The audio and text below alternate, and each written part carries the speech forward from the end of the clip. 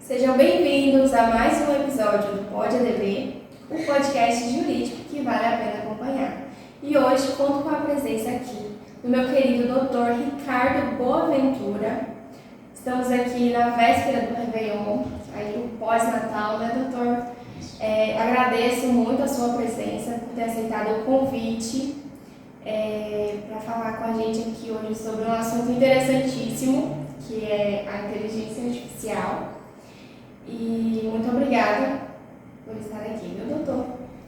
Antes de começarmos a falar o assunto propriamente dito, me conte um pouquinho sobre quem é você, sobre sua advocacia, para que todo mundo saiba aí um pouquinho sobre você.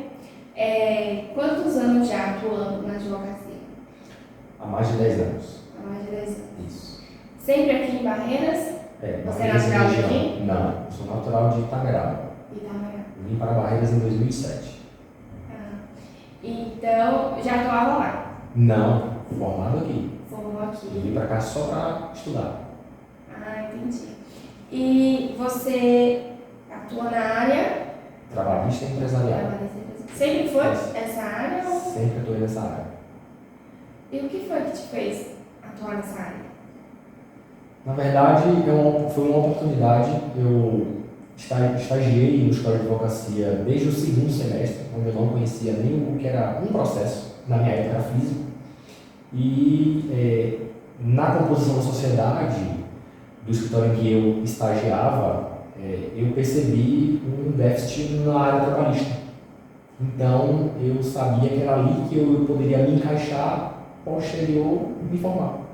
Então, eu realmente enxerguei isso e dediquei desde a faculdade à área trabalhista. Fiz OAB na área trabalhista e, quando me formei, fui convidado para trabalhar como advogado associado nesse escritório na área trabalhista. Muito bom. Então, o doutor atua no escritório aqui em Barreiras, mas a advocacia também é sem fronteiras, né? Clientes do Brasil todo. Sim. Hoje em dia, no mundo tecnológico, realmente não existe limites. Muito bom. Doutor, então a gente vai falar sobre as implicações da inteligência artificial aí, no âmbito do Poder Judiciário, não é isso? Uhum. Me conta um pouquinho aí, primeiro, quando é que surgiu assim, o seu interesse, a sua paixão em estudar sobre tecnologia, inteligência artificial? Na verdade, eu sempre fui um apaixonado pela tecnologia. E há mais ou menos de uns 2 anos para cá eu venho aprofundando alguns estudos sobre tecnologia, porque sabia que poderia surgir e se tornar muito público a questão da inteligência artificial. E foi o que aconteceu em novembro do ano passado. Então, na verdade, venho me preparando para esse momento e eu sei que não vai parar por aqui, não tem como parar. Mas é um hobby ou você pretende migrar a sua área de atuação para o direito digital, cibernético? Por enquanto está sendo um hobby, mas eu sei que há um tempo para frente vai se tornar mais uma área agregada em que eu vou passar a atuar. Certo. E assim, a sua visão pessoal, a inteligência artificial é positiva ou negativa? Vejo pontos muito mais positivos, mas existem pontos negativos. Os pontos positivos eles sobressaem. Muito. Então vamos lá. Eu sou um apaixonado. Tô vendo. E assim, no meio jurídico, a inteligência artificial ela pode ajudar os advogados, pode ajudar os tribunais? Ela pode ajudar todo mundo. Na verdade, inclusive os jurisdicionados, as pessoas que estão ali para receber o serviço da justiça. Então, o grande problema da inteligência artificial é que ela vai causar mudanças. E essas mudanças, querendo ou não, ela incomoda. Então, existe um certo receio, e isso é completamente de se compreender. Eu também tenho certos receios, mas eu vejo muito mais como pontos positivos. né? A questão da automação, da prática, a agilidade de tarefas. Então, pode acontecer de ter um processo muito mais rápido. Então, mas a gente precisa tratar de questões éticas, obviamente, mas a inteligência artificial ela traz muito mais pontos positivos, tanto para o advogado, como para o poder judiciário, inclusive para o jurisdicionário. E você acha assim que com essa revolução a gente vai chegar assim no nível de Exterminador do Futuro, Matrix? Você usou a palavra certa. Nesse momento eu acho que vivemos uma revolução. Assim como teve a Revolução Industrial há um tempo atrás, nesse momento nós vivemos uma revolução tecnológica, onde o ser humano ele vai se modificar, mas as pessoas têm determinado receio. Não acho que vamos chegar ao Matrix, não acho que não. Podemos chegar, mas eu acho que como é o ser humano que está desenvolvendo um ser supra-humano, querendo ou não, a inteligência artificial ela é mais poderosa que nós. Eu acho que o próprio ser humano ele vai impor limites para isso. Teve uma porcentagem que você me falou antes da gente começar a gravar, não foi? Conta também para o público. 90% de chance de dar certo, 10% de chance de ocorrer algum erro e a inteligência artificial, a tecnologia tomar conta de tudo. Existe. Esse é o ponto que está sendo mais discutido, né? Tem uma pesquisa recente, quando se fala em futurismo, tem que se enxergar as probabilidades, obviamente, mas existe 10% de chance de dar errado. Então, não é 100% de chance de dar certo. E a grande discussão é que se der ruim lá na frente, talvez não tenhamos a oportunidade de falar assim, quero voltar ao estado em que se encontrava para a gente continuar porque deu errado. Talvez não tenhamos essa possibilidade. Hoje também já não tem. Não tem como parar. Não tem como voltar. Não tem como parar. Hoje a inteligência artificial ela é realidade e ela vai continuar evoluindo. E isso cabe a nós nos adaptarmos e ter as regulamentações, obviamente, mas parar, infelizmente, não tem mais como. E nesse sentido de regulamentações, existem leis específicas? Como é que está essa parte? Vamos lá. No Brasil hoje existe um projeto de lei que está tramitando, já foi aprovado na Câmara dos Deputados, está hoje no Senado, tá? Para justamente regulamentar o uso da inteligência artificial e a sua criação. Esse projeto de lei ele tem como base também uma carta europeia que já existe uma regulamentação na União Europeia sobre o uso da inteligência artificial. E o próprio Poder Judiciário também tem uma resolução, o CNJ tem uma resolução, se não me engano, é a 332 de 2020, que ela dá diretrizes, ela regulamenta o uso da inteligência artificial no Poder Judiciário. Então, nós já estamos aí engatinhando nessa questão da regulamentação da inteligência artificial, porque é um caminho sem volta. E o Poder Judiciário vai ter benefícios, muitos benefícios, em utilizá-lo. O STF já utiliza, né? Já utiliza. A inteligência artificial utilizada no STF é chamada de Victor. Então, ela é uma inteligência artificial que foi criada juntamente em parceria com a FGV, onde ela tem as principais atividades dela identificar a matéria de repercussão geral e a separação de documentos, que é um dado importante. A separação de documentos quando chega lá o PDF inteiro, então ela faz a separação de petição inicial, contestação, sentença, acórdão, recursos. Então, antes demorava de um servidor ou um grupo de servidores 30 a 40 minutos e hoje em dia a inteligência artificial faz em 5 segundos. Economia de tempo, né? Demais. E de gente também, de mão de obra. Isso encaixa no que você falou ali, a gente colocar no Instagram, não foi? Que o ser humano não será substituído pela inteligência artificial por máquinas, mas sim por outro ser humano que saiba utilizar. Exatamente. É isso que eu acho que vai acontecer. O ser humano ele vai precisar entender. As empresas vão precisar entender de inteligência artificial para que ela continue, inclusive, no mercado. Se a gente fizer uma recapitulação, existiram empresas que hoje já não estão mais no mercado. Você quer um exemplo? É a Kodak. Ela não está mais no mercado. existiam locadoras de fita cassete, existiam locadoras de Ai, gente, eu tô DVD, e hoje já não existe mais. Essa é a evolução que vai acontecer. E que, na verdade, nesse momento, estamos passando aí, que eu costumo chamar de revolução, que é para a inteligência artificial. E quem também não se adequar, fica para trás. É igual quem não está nas redes sociais hoje em dia. Exatamente. Se a gente fizer um retrospecto sobre essas modificações mundanas, a gente tem a era da máquina, da datilografia.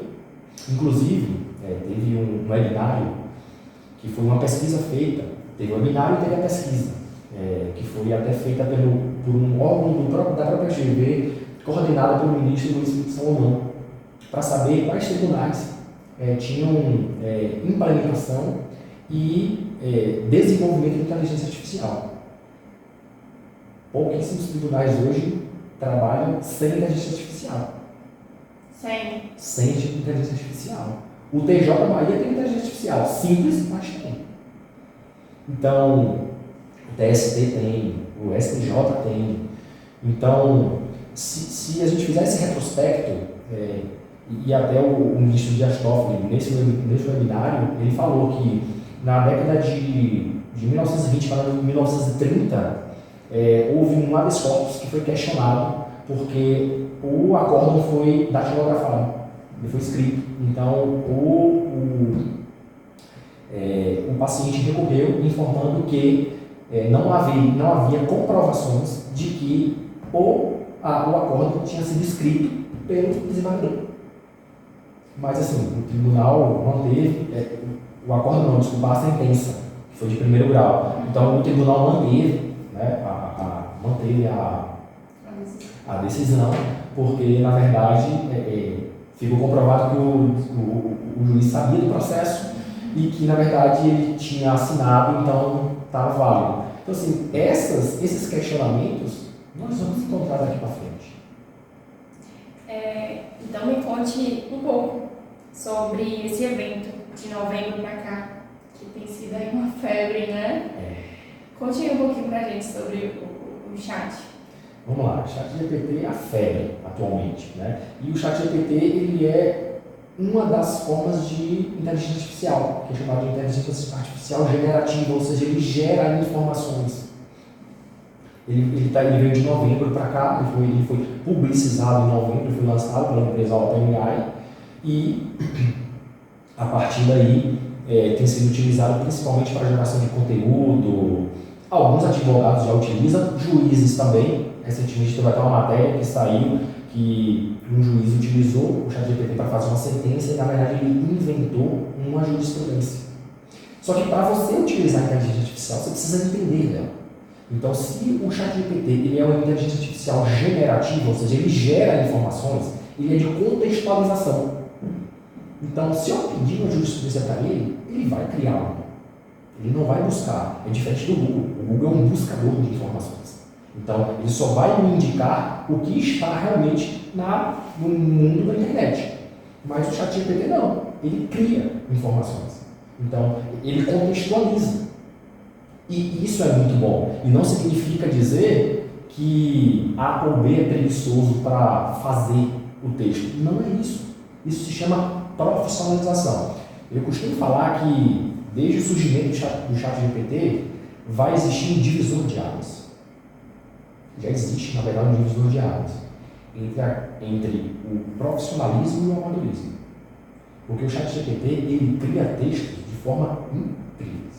Então, mas assim, eu vi que teve um caso também de um advogado que usou, teve até um reboliço nas redes, que o advogado utilizou a inteligência artificial para fazer a petição, e aí perceberam, aí teve um bafafá, e aí depois disso, a gente percebeu que se a gente pedisse uma petição lá no ChatGPT, ele não dava, ele falava assim, olha, procure uma assistência jurídica. Vamos lá, o ChatGPT, essa inteligência artificial generativa, ela é inteligência artificial você precisa saber perguntar. Tá? Então, quando a gente fala sobre chat GPT, me vem à memória a frase de Kelvin Kelly. As máquinas a resposta, ao ser humano as perguntas. Então, esses comandos ao chat GPT, que é chamado de prompt, então você precisa saber perguntar. Então, hoje em dia, roda muito o seguinte: as perguntas rasas, as respostas rasas. Então, você precisa saber perguntar. Então, se eu peço lá simplesmente uma petição, mas você precisa identificar, você precisa falar sobre o que é o caso, ele vai gerar aquele conteúdo para você. Então, quanto mais informação você der, quanto mais você exatamente, afunilar, a resposta será. Exatamente. Então, assim, ó, eu vou trazer um caso prático, só para você ter uma noção. Eu utilizo o ChatGPT. E quando eu falo que vai separar o amador do profissional, é o seguinte: nosso escritório advoga para uma empresa que compra imóveis de leilão, de processos falimentares. Sim. E certo dia, na verdade, o que acontece? O diretor da empresa ele participa do leilão, faz a arrematação, ok, avisa para a gente, entra no processo da liberação, auto de arrematação, carta de arrematação, cartório de imóveis. E certo dia ele falou assim: estou comprando um imóvel e eu preciso saber quanto custa o arrendamento. Veio na minha cabeça o quê? Se for soja, tranquilo, está tudo certo, não tem problema. Eu falei: ok, me manda a matrícula. Me mandou a matrícula e falou: tem uma parte do contrato de arrendamento aqui. Eu falei: ok, eu olhei o imóvel no Pernambuco, plantação de cana-de-açúcar. Eu falei: meu Deus, o que eu vou fazer agora? Então, assim, não sabia o que fazer. Ele falou assim: eu preciso saber quanto é o arrendamento. Eu falei: tá, li aquilo ali, uma parte da transcrição da matrícula, não entendi. Falei: o que eu vou fazer? Tá, igual meus parentes falam, conversa com o seu robôzinho. Então, acionei o ChatGPT, pedi para que ele me explicasse como é que funciona o cálculo para saber quanto custa o arrendamento. E ele me deu. Ele falou assim: ó, funciona assim, assim, assim, você precisa calcular a ATR, que é uma sigla específica sobre cana-de-açúcar. Mas eu não tinha um contrato. Então, eu forneci as informações para o ChatGPT e ele falou assim: ó, preciso desse dado para fazer. Só que não tinha. O que é que eu fiz? Eu mandei um e-mail para a empresa, para o leiloeiro, informando: ó, eu tenho interesse no imóvel, mas eu preciso do contrato de arrendamento, constando esses dados, como se realmente eu tivesse a expertise daquilo. Então, se eu não tenho essa ferramenta, o que eu ia falar? Não sei, ele ia contratar outra pessoa. Não sabe, né? Não pode. Não pode. Muito bom esse caso prático. Uhum. Mas assim, a inteligência artificial não surgiu agora, né? O que surgiu de novembro para cá foi o ChatGPT, que é uma das inteligências artificiais. Como é que foi que surgiu essa inteligência? Vamos lá.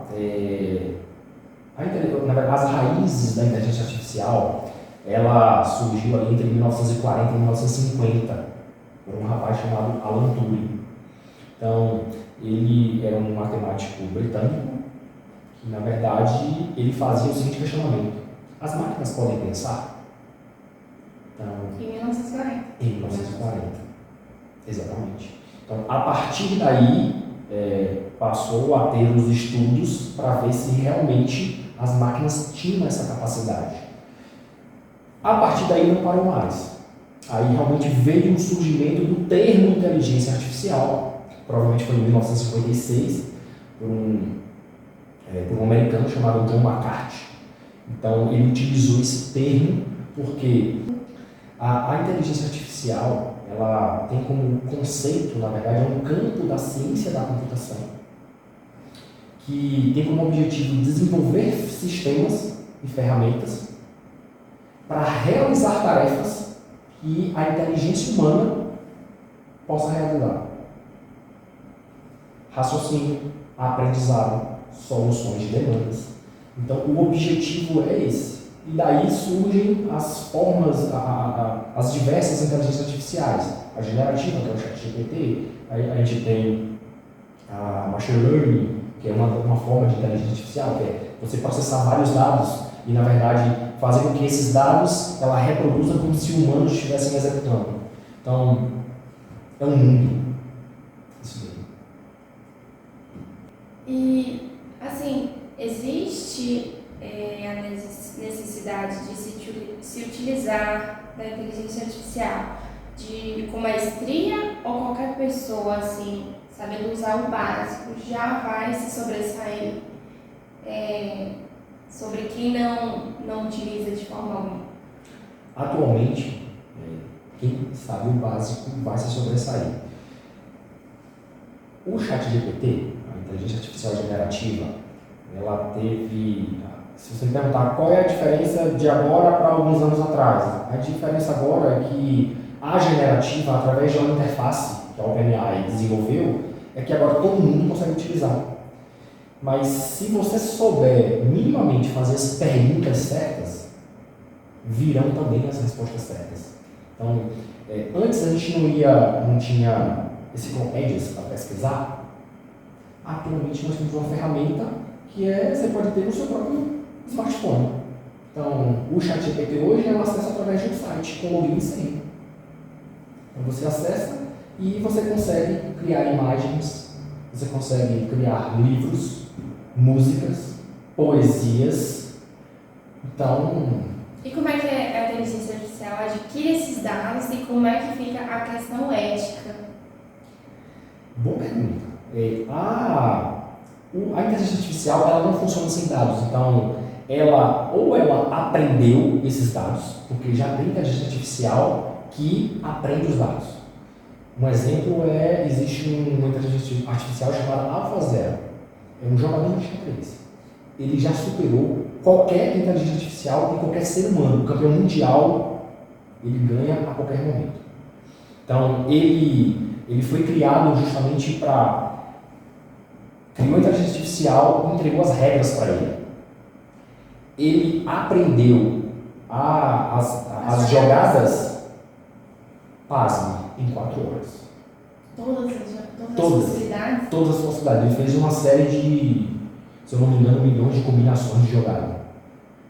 Então, ele é uma evolução do AlphaGo, foi o primeiro. Então, assim, ou ela realmente cria a própria inteligência, que é um pouco mais difícil, mas na maioria delas, alguém as coloca lá. Aí vem a questão ética. Então, já se tem algumas discussões, e na verdade, uma preocupação, tanto com o projeto de lei como a resolução do CNJ, sobre a inteligência artificial, que é sobre a questão da discriminação, do preconceito, que hoje em dia já existe um preconceito algorítmico. Então, a depender da informação que é colocada lá, isso pode acontecer. E um dos cuidados que o Poder Judiciário, ou até mesmo o Congresso Nacional, quando for aprovar essa legislação, e for surgir realmente a inteligência artificial, vai precisar ter esse cuidado com a proteção de dados, com os direitos fundamentais, previsão expressa, tanto no projeto de lei como na resolução. Então, essa questão ética, a gente vai precisar ter um cuidado. Teve um problema nos Estados Unidos, não é? A inteligência artificial ela é utilizada já em alguns outros países, inclusive para fazer decisões. E lá teve um caso emblemático, se eu não me engano, a inteligência artificial dos Estados Unidos é chamada de Compass, se não me falha a memória. E lá eles utilizam para processos criminais também. E a inteligência artificial dos Estados Unidos, ela consegue analisar se aquela pessoa tem ou não a tendência de reincidência, de cometer crimes. Só que fizeram isso com um branco e fizeram isso com um negro. Aí justamente ela fez uma análise equivocada e a pessoa negra teve a reincidência constatada. Então, isso suspenderam um tempo a aplicação da inteligência artificial lá justamente por esse erro da inteligência. E a inteligência errou, mas alguém colocou lá. Então, eu costumo falar que a evolução tecnológica, ela depende mais do ser humano do que da própria tecnologia. Isso vai depender de como a gente vai tratar isso. Somos nós que estamos criando, a gente não pode fugir dessa responsabilidade. Se der errado, não a gente criou. Nós somos seres tão inteligentes e estamos criando algo superior a nós. A gente não pode fugir disso. Ai, causa um certo receio, né? Não é da Matrix mesmo. Causa. A inteligência artificial hoje, ela responde a comandos. Então, ela tem um banco de dados e ela responde a comandos. Uma das inteligências, né, artificiais. Então, mas ela não sabe que ela existe. Ela não tem consciência de si. Igual nós. Ela diz, eu estou aqui. Então, elas vão ter consciência? A discussão é essa. Elas vão ter consciência? Não sei. E se ela tiver consciência e ela saber que ela pode se replicar?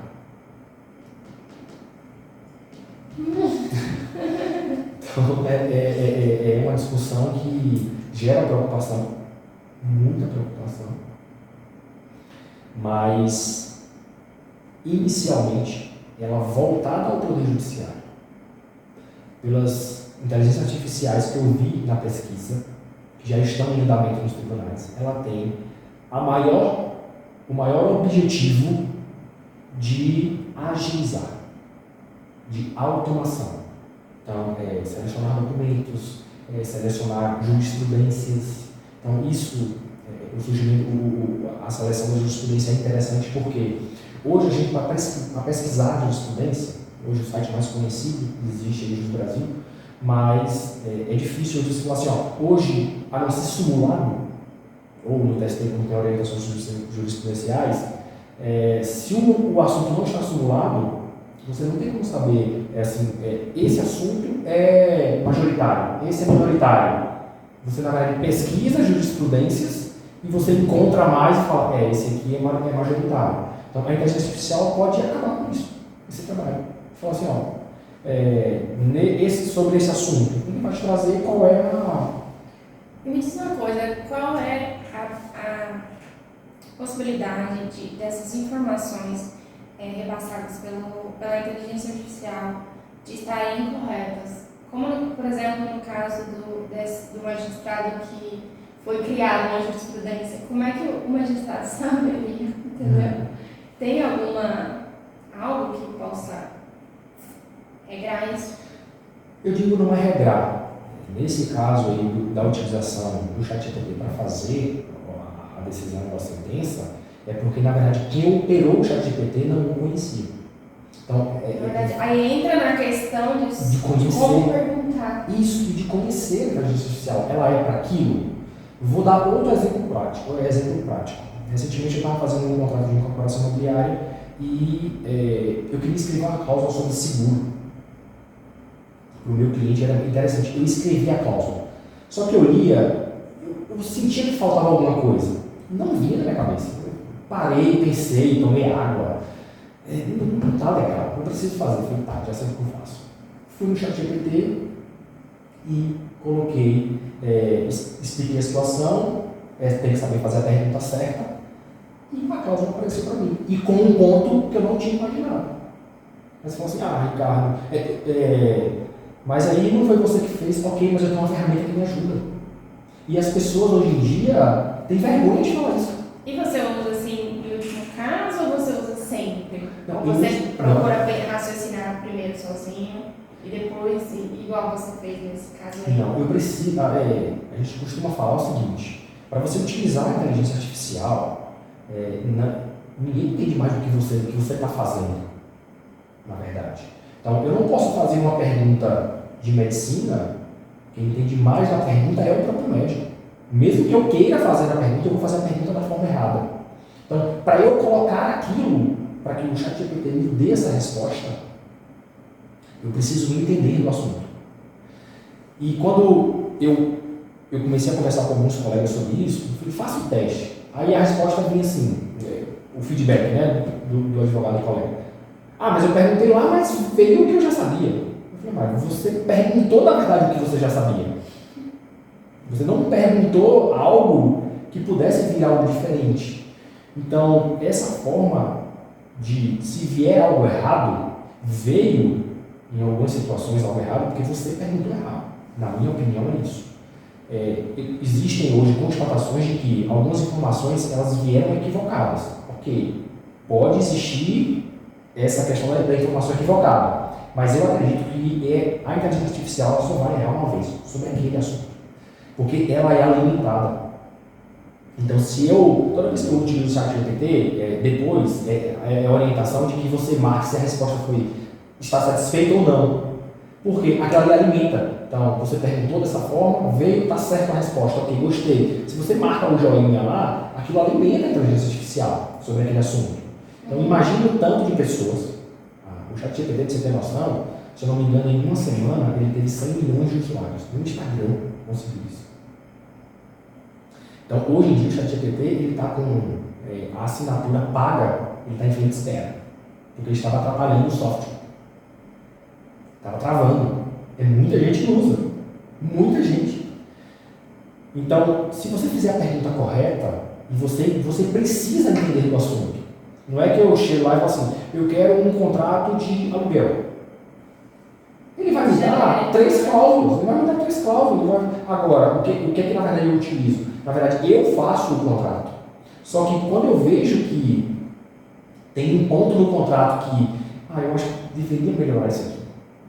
Você acha que em algum momento pode chegar, por exemplo, um cliente desses que são mais atualizados, já com o negócio pronto, fez ali no ChatGPT, chegar para o advogado só assinar ali, só protocolar o processo e querer que os honorários sejam assim, cobrados só por conta da assinatura, porque já chegou pronto, né? Você acha que pode ser assim, os advogados podem ser substituídos em algum momento, tipo, ser extinta a advocacia? Acho que não. Não vai. As pessoas precisam entender que quanto mais a inteligência artificial ela se desenvolve, o fator humanização vai ser cada vez mais priorizado. Então, os seres humanos, em tese, não gostam de ser atendidos por máquinas. Realmente. Então, o que vai destacar? A humanização. A máquina, ela não tem emoção. A máquina, ela não tem querer. E alguns benefícios da humanidade, eles serão exaltados. A proximidade. Aí entra a questão da consciência. Também. A inteligência não tem consciência. Mas e se a inteligência tiver essa consciência? Se tiver essa consciência, eu não sei como é que vai ser para frente. Mas eu acho que vai ser perigoso. Principalmente no fato se ela tiver consciência de que ela pode se replicar. Será que teremos um conflito não digo gerações, mas de seres? Não sei. Eu ouvi outro dia no podcast, uma pessoa que entende muito a inteligência artificial, dizendo assim, se a gente parar para pensar, os dinossauros foram extintos para que os humanos pudessem existir. Eu parei para pensar, falei, mas peraí, realmente não teria como viver com um dinossauro rodando por aí. Mas tudo bem. Mas a gente um ponto interessante, Gabriel, é que a inteligência artificial, ela trouxe para o ser humano o limite da inteligência humana. Nós estamos passando a pensar onde é o nosso limite de inteligência. Porque já se tem informações de que a inteligência artificial é 1000 vezes mais inteligente que o ser humano. Então, assim, será que a gente acabou de descobrir o nosso limite de inteligência? Então, a inteligência artificial ela cria muitas perguntas e nós passamos a questionar a nossa existência.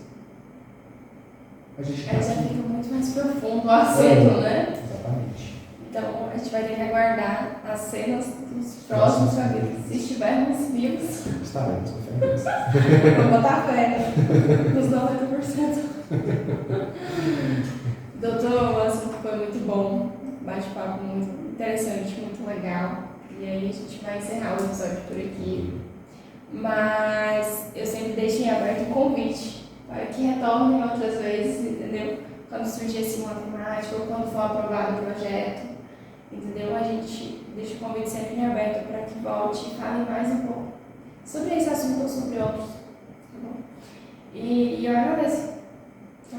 Gabriela, eu queria te parabenizar pelo trabalho. Eu comentei com você que eu sou apaixonado por podcast.